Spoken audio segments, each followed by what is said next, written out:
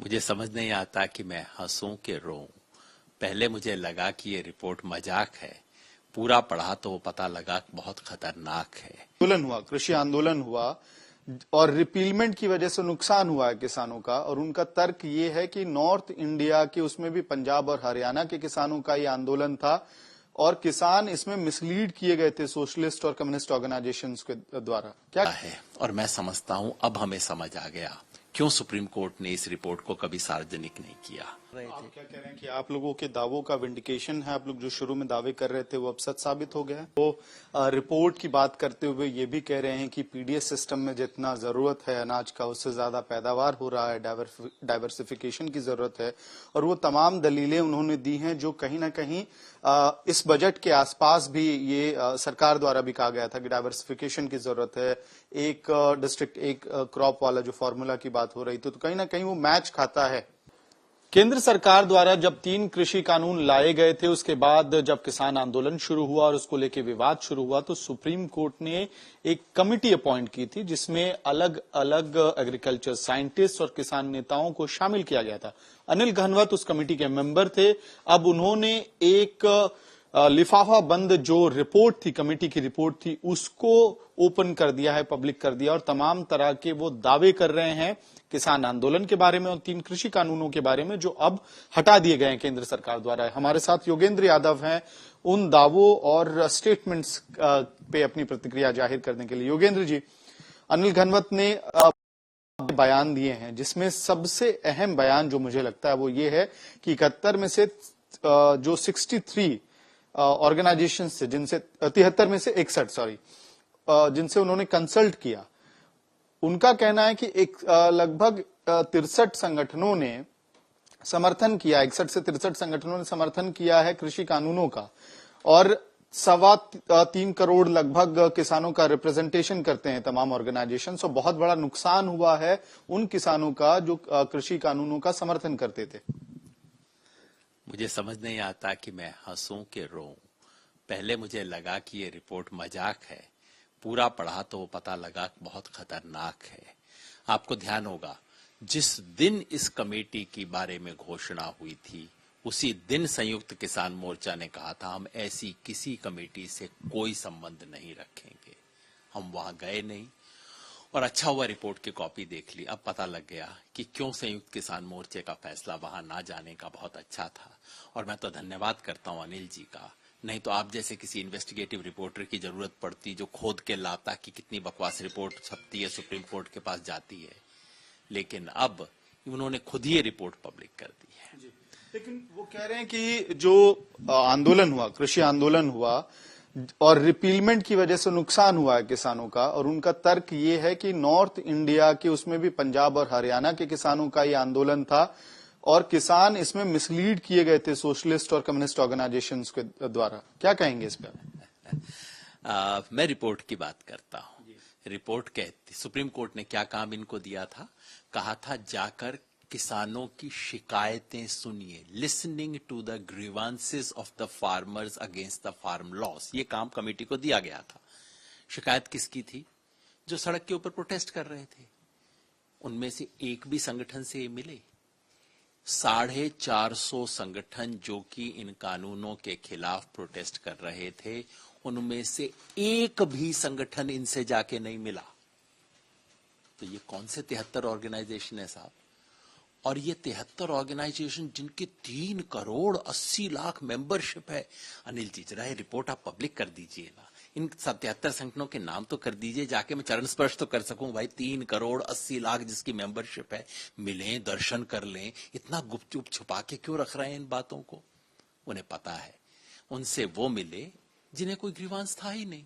जो खुश थे वो खुशी खुशी आके मिले और रिपोर्ट में पता लगा सब किसान खुश हैं। फिर क्या किया, एक पोर्टल के ऊपर कहा कि आप अपने विचार दे दीजिए। 19,000 लोगों ने विचार दिए। ये कहते हैं साहब उस 19,000 में से किसान कितने थे? 5,000। तो साहब बता दीजिए किसानों का ओपिनियन क्या था और जो नॉन किसान थे उनका क्या था? नहीं, वो नहीं बताएंगे, सब 19,000 को जोड़ के बताएंगे। अगर ऐसा काम कोई बीएस स्टैटिस्टिक्स वाला बच्चा करे ना, तो टीचर वो टर्म पेपर उसके मुंह पे फेंक के मारेगा और बोलेगा बेटा तुम्हें सैंपलिंग नहीं समझ आती?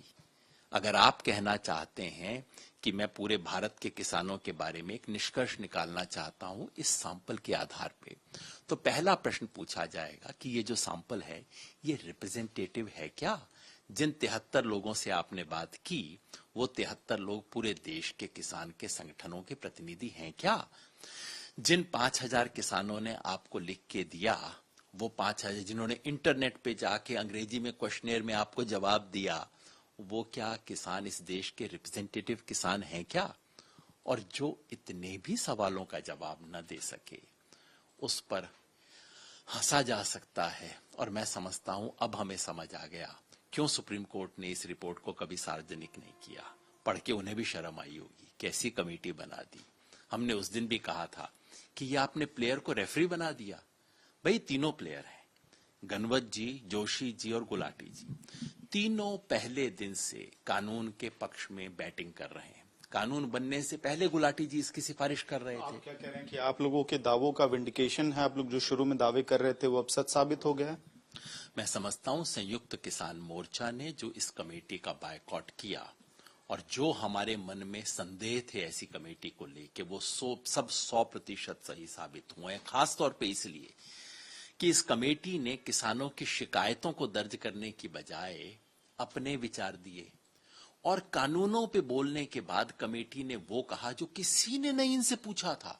कमेटी ने कहा हम आपको एमएसपी पे अपनी राय बताते हैं। किसने पूछा था भाई? और क्या राय है कि पंजाब और हरियाणा में जो खरीद आज हो रही है इस खरीद को कम करो। यही बात तो किसान संगठन पहले दिन से कह रहे हैं कि यह षड्यंत्र है।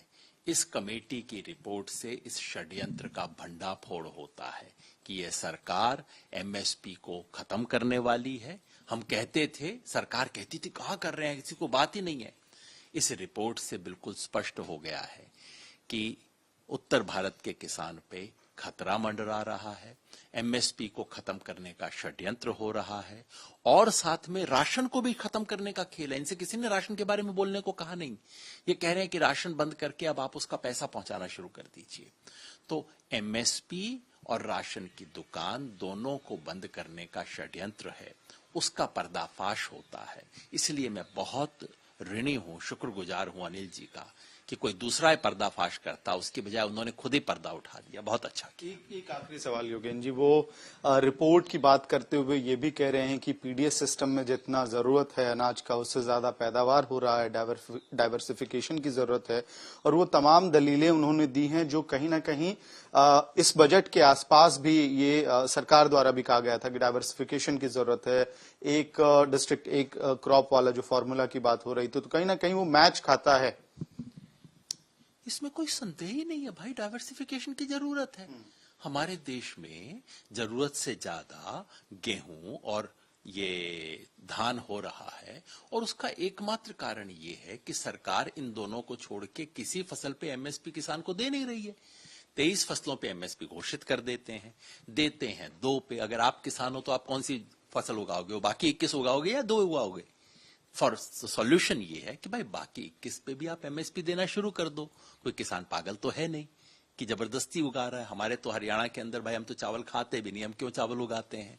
क्योंकि उसी पे हमें 4 पैसा मिलता है। सरकार दूसरों पे देना शुरू कर दे।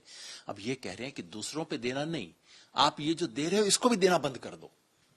ये खेल है। समस्या वहां है। डाइवर्सिफिकेशन होना चाहिए, हर कोई जानता है, हर कोई मानता है, किसान खुद करना चाहता है।